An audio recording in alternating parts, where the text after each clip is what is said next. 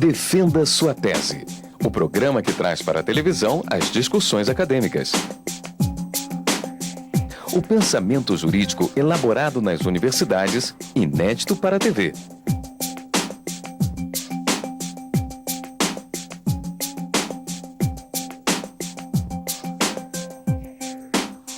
Tese, do grego tesis, significa o ato de pôr, de colocar.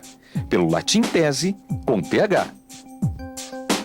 Uma afirmação, uma proposta que vai ser discutida ou defendida.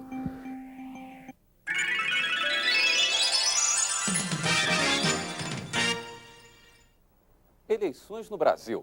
A população esperançosa aposta suas fichas no destino da nação. Escolhe os partidos e representantes.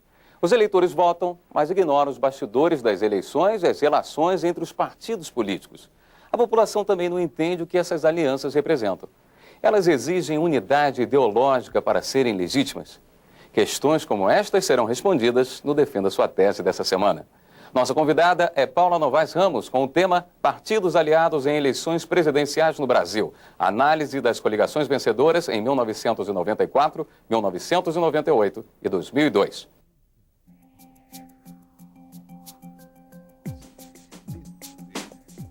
Paola Novaes Ramos, professora de Ciência Política no curso de Direito do Instituto de Educação Superior de Brasília, IESB. Bacharel e mestre em Ciência Política pela Universidade de Brasília. Doutoranda em Ciências Sociais pelo CEPAC, Centro de Estudos para América Latina e Caribe, da Universidade de Brasília.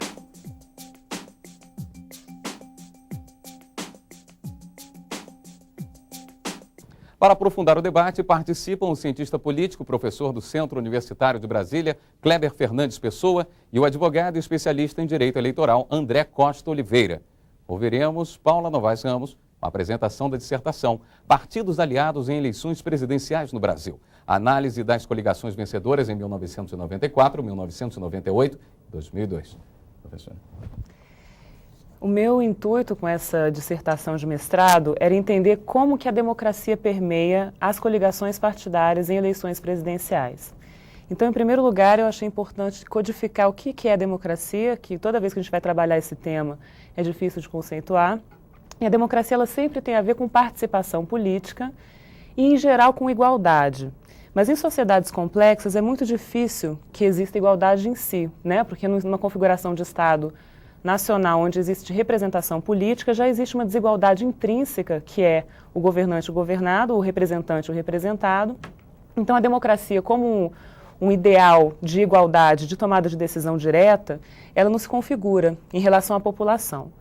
Então, como é possível ter acesso ao poder de decisão à instância política? Por meio de eleições, que são um mecanismo, por natureza, aristocrático, não democrático, né? Se a gente for buscar os ideais gregos, que não é o que se aplica hoje em dia, a gente não pode querer que isso seja uma realidade em sociedades complexas ocidentais, mas existem elementos democráticos que fazem parte do nosso cotidiano, e os sistemas políticos e os sistemas de governo, eles podem ter mais ou menos elementos de democracia. Não democracia em si, porque isso é um ideal impossível em sociedades complexas, num formato que existem hoje de Estado Nacional, mas é possível que existam alguns elementos. Por exemplo, o rodízio, que é um elemento por natureza democrático, e o acesso ao poder. Então, a periodicidade dos mandatos é uma das formas de exercer democracia, de se verificar a democracia nos sistemas, e a possibilidade de acesso. E com isso a gente já pode fazer uma contrapartida dos sistemas democráticos com sistemas autoritários, porque o autoritarismo ele é muito monolítico. Então, o foco do poder do Estado ele é muito concentrado, e não existe uma previsibilidade de acesso e de rodízio ao poder. No caso de uma democracia eleitoral, e aí a gente já pode adjetivar a democracia, esse acesso ele pode ser maior ou menor dependendo do sistema adotado. E a dissertação vai defender que, no caso do Brasil, a existência de coligações partidárias, eu não trabalhei a questão do legislativo, só no executivo, mas as coligações para acesso ao poder da presidencial, da presidência, que depois se efetivam no mandato de coalizão, ela é um elemento democrático. Então, por mais que as coligações sejam muito criticadas, porque elas não tornam clara qual é a ideologia do partido, em especial as coligações consideradas heterodoxas, né, ou esdrúxulas, de partidos de ideologia quase opostas, como o PL e o PT, e na época em 94, quando o Fernando Henrique coligou com o partido PSDB, com Fernando Henrique encabeçando, coligou com o PFL, com o Marco Marcel encabeçando também, muita gente ficou muito assustada, porque isso seria uma incoerência ideológica. Então, o que eu vou tentar trabalhar aqui é que o sistema atual no Brasil, adotado no Brasil, uma opção política do nosso país, de permitir coligações de qualquer natureza ideológica, é uma forma de expressão democrática. Então, quando a gente observa nosso sistema no Brasil, existe a capacidade de se expressar. Não quer dizer que a gente vai ter resultados de democracia, mas existem elementos no processo que pelo menos permitem um certo acesso, uma certa expressão de diferenças. E aí a gente já pode pensar na democracia já de uma forma mais ampla, não como participação e igualdade, porque a ideia de igualdade ela já se esfacela em grande parte no sistema político, mas a democracia como expressão de pluralidade no nosso sistema. E a ideia de pluralidade, diversidade de ideias, ela é típica de uma ideia democrática ou de uma realidade poliárquica, no sentido do Robert Dahl, que é um avanço democrático no sistema de norte democrático, né, não de democracia em si, que vai, aos poucos, consolidando essa ideia de que existe uma diversidade no acesso ao poder. Não é ideal, é extremamente concentrado, mas é muito menos concentrado que o autoritarismo e está dentro de uma lógica de rodízio no poder e de acesso. Então, quando eu observo essa realidade no Brasil, eu escolhi 4 teorias, né, 4 marcos teóricos para tentar expressar o que significa essa questão da coligação para a presidência da República. Primeiro, eu peguei o Robert Michels, que tem possivelmente a única lei da ciência política que seria inexorável, que é a lei de ferro das oligarquias, e que, de forma muito simples, o Michels vai dizer que toda organização é uma oligarquização, ou seja, qualquer organização que almeja o poder, ela vai se tornar fechada em si mesma e vai tentar se perpetuar, porque o poder seria conservador e não uma forma de mudar a realidade para tornar a sociedade mais igualitária, como seriam os ideais de esquerda. Então, quando Michels escreve, ele vai dizer que o fato da esquerda se consolidar em um partido político e buscar o poder do Estado já mostra que ela abandonou ideais de igualdade, de ruptura com o Estado nacional, que seria de configuração burguesa, e teria se adequado a um processo de poder dentro do sistema político. Eu acho que, necessariamente, quando se forma um partido político, não há como fugir da ideia do poder. Agora, o poder, por si só, ele não precisa ser desqualificado como algo que vai ser opressor. Então, não é, a priori, uma situação de que, necessariamente, as esquerdas que formam partidos políticos vão se tornar conservadoras e defensoras de ideais por causa do sistema burguês, né? É uma forma de acesso e que depende dos resultados para a gente poder fazer qualquer tipo de avaliação. Não é refutar o Michels, mas é dizer que o poder em si é um instrumento, ele não é algo que tenha valor moral em si mesmo, depende de como você conduz. O fato da esquerda se coligar com a direita para conseguir acesso ao poder político do poder executivo torna isso ainda mais polêmico, porque qual que é a intenção dessa esquerda? É só uma estratégia para conseguir um bem comum ou é simplesmente ter acesso e o acesso por si mesmo se torna um objetivo? Então, eu acho que no momento de observação eleitoral não é possível fazer qualquer tipo de afirmação. Só após um mandato é que a gente pode fazer qualquer tipo de avaliação. O outro marco teórico que eu puxei é do Adam Przeworski, que ele estudou muito o leste europeu após a redemocratização, após a ruptura do regime soviético, que tinha uma natureza totalitária. Ele vai dizer a mesma coisa, ou seja, um processo de inclusão eleitoral das esquerdas é um abandono de uma revolução de ruptura e de mudança e seria uma adaptação ao sistema burguês, que no máximo vai capilarizar a igualdade social por políticas públicas, mas nunca vai eliminar a desigualdade como um todo. E o que a gente pode constatar na história do Brasil é que, de fato, quando as esquerdas se organizam em partidos e passam a ter uma postura de tolerância em relação a ideais que são opostos à sua ideologia, isso seria mais democrático do que uma ideia de ruptura. Então, o que seria a democracia nesse sentido?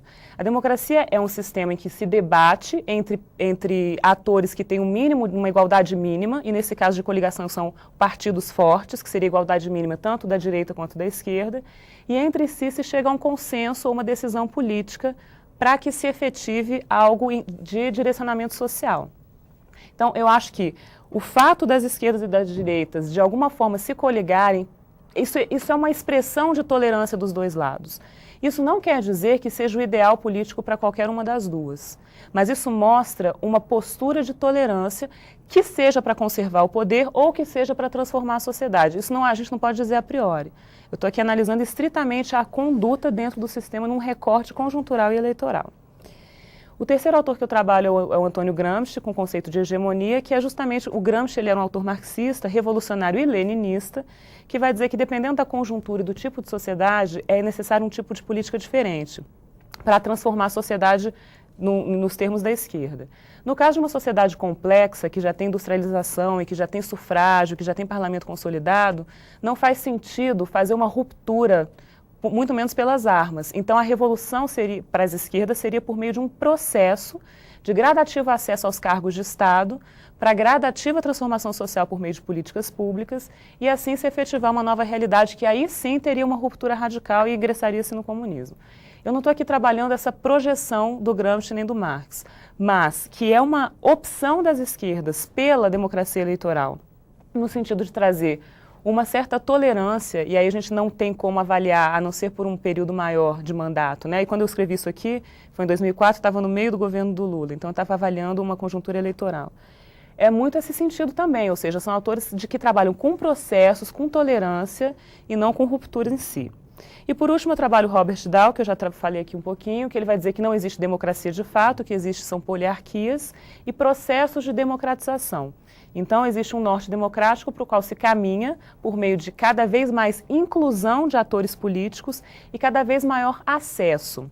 Eu acho que essa é a riqueza da coligação presidencial, que é permitir o acesso de outros grupos a instâncias decisórias. Isso, de alguma forma, vai desembocar na análise do nosso sistema eleitoral, que é representativo, no sentido de representação proporcional, que permite, que não é de lista fechada, é de lista aberta.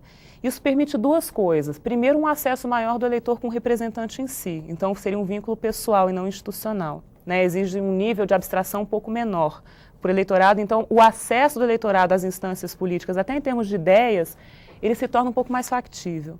E, em segundo lugar, por mais criticada que seja em termos da tal governabilidade, a representação por lista aberta, ela permite um maior acesso de quadros diferentes, por mais que não sejam ideais, por mais que não sejam políticos especialistas, eles são menos distantes da população. A ideia aqui é que, como é que a gente se aproxima mais da democracia? Quanto mais a gente diminui a distância de quem tem o poder e quem é conduzido por essas pessoas que tomam as decisões. Então, se a distância entre governante e governado, quanto maior ela for, eu acredito que menos democrático é o sistema. E quanto menor ela for, isso se dá pela pluralidade de agentes, pela tripartição de poderes, pelo sistema federativo, pelos municípios e estados, né, que conseguem trabalhar, isso torna o sistema mais democrático no sentido de acesso e de expressão de diversidade, não no sentido de igualdade, muito menos de igualdade econômica. Para finalizar a dissertação, eu faço uma análise no capítulo 3 do Brasil como um cenário nas 3 eleições presidenciais de 94, de 98 e de 2002.